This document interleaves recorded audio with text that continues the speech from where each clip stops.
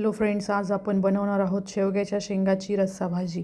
सुरुवातीला शेंगा कट करून त्याच्या शिरा काढून घेतल्या आणि 15 ते 20 मिनिटं पाण्यामध्ये भिजत ठेवल्या, जेणेकरून शेंगा लवकर शिजतात।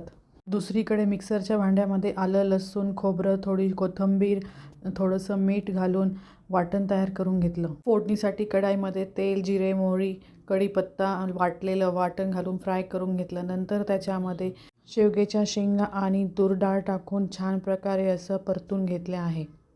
नंतर त्यामध्ये सुके मसाले, हळद, हिंग, लाल तिखट, धना पावडर, घरगुती गरम मसाला टाकून मिक्स करून घेतलं आहे।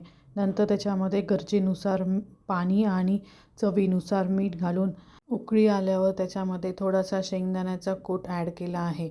मीडियम गॅसवर ही भाजी 10 मिनिटं छान प्रकारे अशी शिजून द्यायची आहे।